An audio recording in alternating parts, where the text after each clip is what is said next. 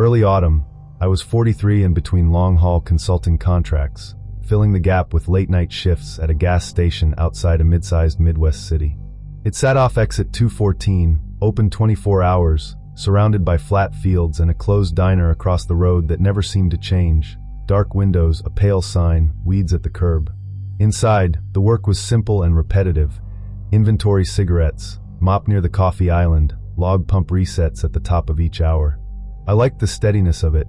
Fewer customers meant fewer variables, and the fluorescent light made everything feel evenly exposed.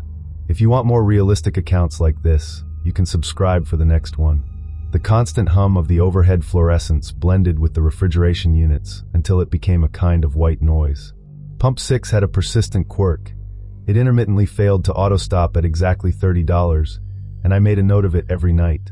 I took the job because it was temporary, uncomplicated, and it kept me on a sleep schedule that didn't require explaining anything to anyone. Night shift paid a little more, and the responsibilities were practical. Keep the store clean, monitor the pumps, reconcile the till at 5 a.m. corporate policy, required hourly exterior walkarounds to discourage theft, and keep the lot from looking abandoned. The location was considered safe. State troopers fueled there regularly, and the regulars were predictable. Early delivery drivers, a handful of commuters who ran late, occasional travelers who looked relieved to see the lit canopy. Each time the automatic doors opened, cold air slipped in with that faint smell of asphalt and wind. Outside, an exterior security camera labeled CM3 covered the pump island, and I got into the habit of glancing at its feed before I stepped out. Around 1 a.m. on one of my first nights, I went out for a walk around and noticed a dark sedan parked at pump 4. No driver, no passenger. The interior was too dark to see into clearly, and the windows looked slightly tinted. The pump screen read authorizing, as if a card had been inserted, but inside the store there was no active transaction, no prepay, no alert. I told myself the customer had gone to the restroom without thinking, or had stepped inside and left again. I checked the restroom doors, empty. When I returned to the counter, the pump display reset itself to idle. The register timestamp read 1:07 a.m. The wind moved lightly across the lot and made the canopy lights feel farther away than they were. 2 nights later, the same sedan appeared again, parked in nearly the same position at pump 4, as if someone had lined it up by habit. No one came in. No one stood at the pump. There was nothing in the transaction log tied to that pump. No card attempt, no canceled sale, nothing to suggest it had ever been touched. I watched CM3 more carefully and noticed something that bothered me in a technical, unromantic way. The feed flickered briefly when the car was present, then stabilized, as if the camera had lost sync for a fraction of a second and corrected itself. The first time I blamed interference. The next time I started logging it. If you enjoy slow-burn, realistic horror, a like helps me know to keep telling it this way. I began checking the lot before logging pump resets, timing my walk so I could see the approach from the highway ramp. Each time, the car arrived close to 1 a.m. The sodium vapor lights cast dull orange halos on the concrete, and the plate was only partially visible on the monitor, something starting with K7L. On the 4th night it happened, the timing tightened into something I couldn't shrug off. At 12:58 a.m., the sedan was there again, headlights off, engine quiet, sitting at pump 4 as if it had been parked hours earlier. I realized I had never seen the driver's face, not once, not even a silhouette passing the glass. That absence began to feel like a choice instead of an accident. I stood behind the counter and watched my own reflection faintly in the dark storefront window, overlaid on the empty lot. A mild but persistent hesitation kept me from stepping outside immediately. I wasn't frightened in a dramatic way. I just felt exposed. The glass suddenly seemed thin. The interior clock above the lottery display read 12:59 a.m., and I caught myself waiting for 1 o'clock the way people wait for a train they don't want to ride. At 1:02 a.m., my phone rang with a corporate number. They were calling about a brief outage in CM3. An automated notice had flagged it, and someone on a night rotation was verifying whether it was weather or equipment. While I listened, I glanced up at the monitor and saw the sedan had moved. It was no longer at pump 4. It was angled closer to the storefront, near the entrance, still with lights off, positioned so the front end pointed at the doors rather than the pumps. The automatic doors triggered as if someone approached. The sensor light blinked. The doors slid open with that soft mechanical whir, and nothing entered. I watched the threshold, the empty air, the rubber sweep at the bottom flexing. Then I noticed the door's side seal compress inward slightly, the way it does when something presses from outside against the moving panel. Not a slam, not a violent shove, just pressure, steady and testing. I stepped back from the counter instead of forward, putting distance between myself and the glass. The store line emitted a faint burst of static, and my phone signal dropped for a few seconds. The air felt suddenly still, as if the lot had swallowed the wind. The doors remained open. The sedan sat there, a dark shape with no visible movement inside. After roughly 30 seconds, the doors closed on their own. The sedan rolled backward slowly, controlled, the engine finally audible, and then it turned toward the exit lane. It left without headlights until it reached the highway ramp, where the lights blinked on as if nothing unusual had happened. When I looked down, the transaction log on the register had frozen briefly at 1:03 a.m., then corrected itself, leaving a blank gap I couldn't explain. I locked the doors manually, which was against policy, and taped a temporary system maintenance sign at eye level on the outside. It wasn't an attempt at drama. It was a practical barrier, an excuse that didn't invite argument. I kept the interior lights on, stayed behind the counter, and wrote the incident into the shift report using neutral language. Camera flicker, door sensor activation, unknown vehicle lingering near entrance. I avoided conclusions because conclusions get dismissed. By 2 a.m., traffic resumed like a faucet turned back on. A delivery truck arrived without issue, and the driver didn't comment on the locked doors beyond a brief impatient look. When I reviewed the camera footage, the critical seconds were static. No image, no motion, just a stuttered freeze where the doors should have been visible. The smell of burnt coffee from the neglected pot sat heavy in the air. I noted everything under logbook entry number 417 and tried to restore the routine with cleaning and counting. The sedan didn't return the following week. That should have been enough to dissolve the whole thing into a single odd night. Instead, smaller remnants remained, the kind you can't argue with because they exist in plain data. Pump 4 began registering brief phantom, authorizing messages at 12:58 a.m., even when the lot was empty and no one had touched the keypad. The messages flashed for a second and disappeared, leaving no transaction trail. Cam 3 continued to flicker at nearly the same time, a tiny loss of signal that didn't trip alarms and didn't show up on the corporate dashboard unless someone knew to look. There was no theft, no damage, no report from other stations nearby. The empty lot reflected early morning, due like a thin film of glass. I filed a maintenance ticket for Pump 4. It was never resolved. I finished the contract and declined an offer to stay on permanently. I still can't say a crime occurred. Nothing tangible was taken, and nothing I could point to would hold up in a complaint that wasn't already shaped to be ignored. What unsettled me was the precision, the timing, the repetition, the door reacting before contact, the way my phone and the store line both went thin at once. When I drove away for the last time, exit 214 fell behind me in the mirror, and I kept thinking about how the doors opened to empty air, as if something had learned exactly where the sensor was. If you know someone who appreciates grounded horror like this, share it with them, and subscribe for the next account.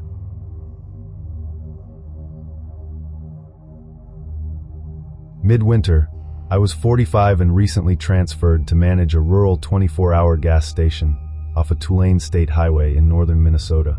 The town had fewer than 900 residents, and winter reduced traffic to truckers pushing through and locals who knew each other by name. I worked closing shifts to assess staffing reliability and tighten procedures.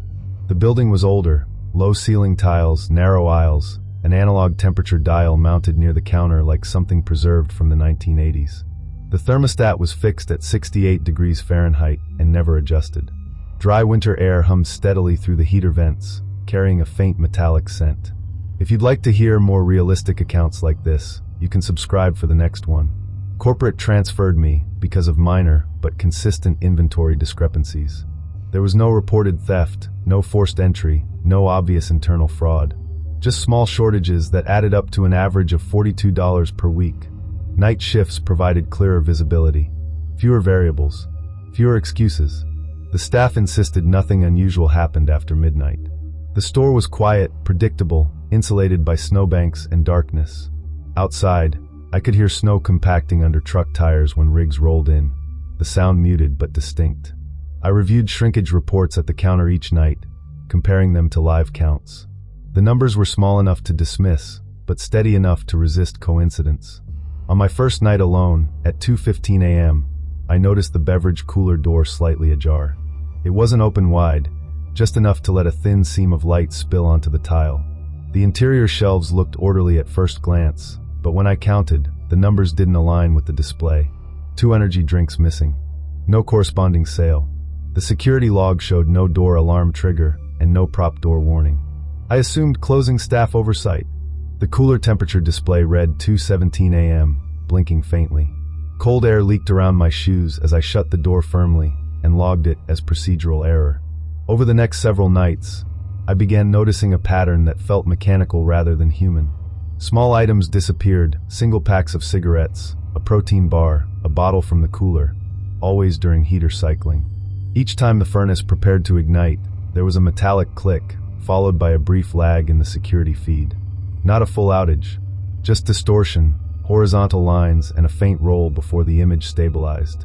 I began manually tracking heater cycles in a small notebook. The furnace engaged every 47 minutes. I logged the exact time of ignition and compared it to inventory changes. The discrepancies aligned precisely with those ignition windows, not with customer presence. Sometimes there were no customers in the store at all. The metallic click before the furnace kicked on became something I anticipated rather than ignored.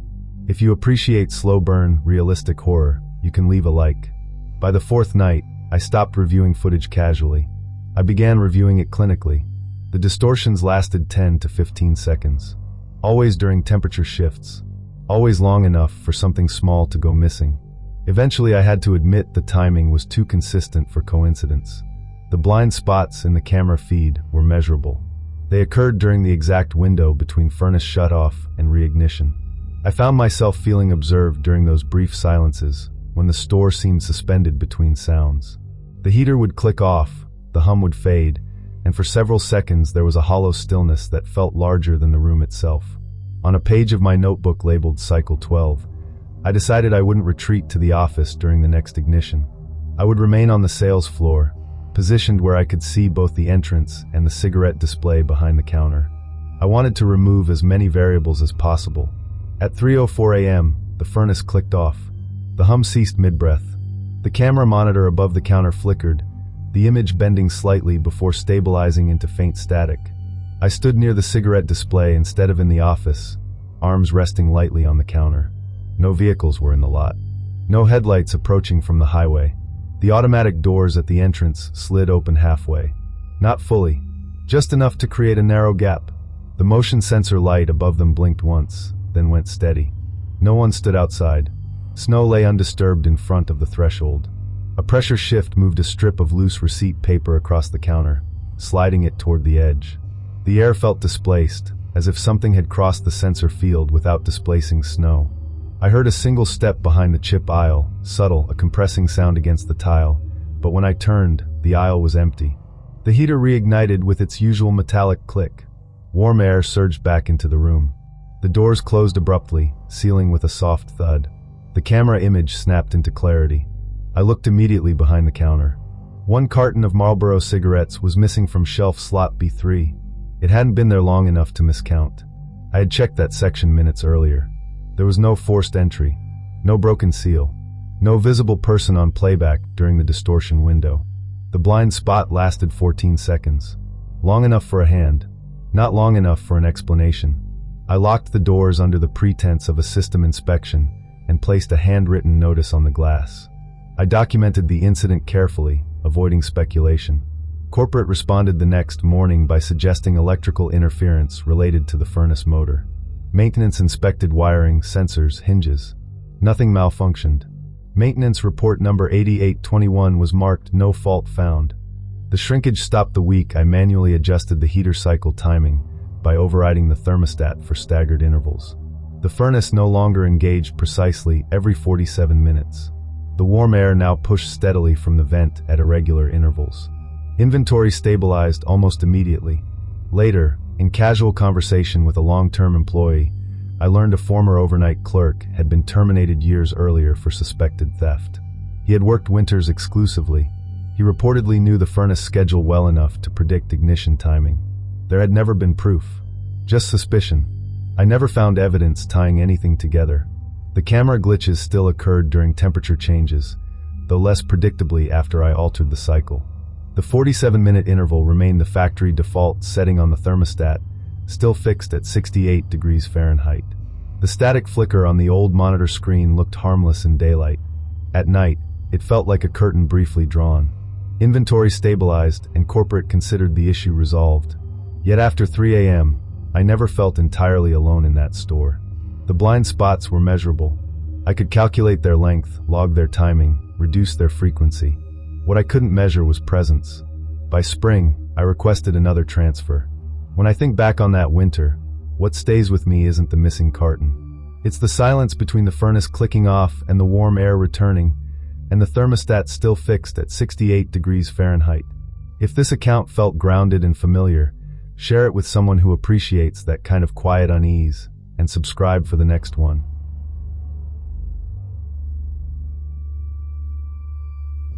Late summer, I was 42 and recently divorced, working the graveyard shift at a suburban gas station near a highway interchange outside Phoenix. The area was developed chain restaurants, apartment complexes, a car wash, but after 11 p.m., it went still in a way that felt almost staged. My routine was simple: wipe down pumps, restock water cases from the back cooler, reconcile lottery tickets before dawn. The job felt transitional, almost restful, like I was pausing between larger parts of my life. Warm desert air radiated through the glass doors each time they slid open, carrying the faint smell of asphalt. Pump 2's receipt printer always jammed, and I kept a pen in my pocket to pry the paper free. If you'd like to hear more realistic accounts like this, you can subscribe for the next one. I chose overnight shifts for minimal interaction. Fewer conversations meant fewer explanations about my life. Corporate required hourly perimeter checks, logged on a tablet mounted near the register. Each hour, I'd step outside, circle the building, confirm nothing was propped open or tampered with. Beyond a drainage canal behind the station, there was a small homeless encampment, tents partially concealed by brush. Police cruisers passed occasionally but rarely stopped.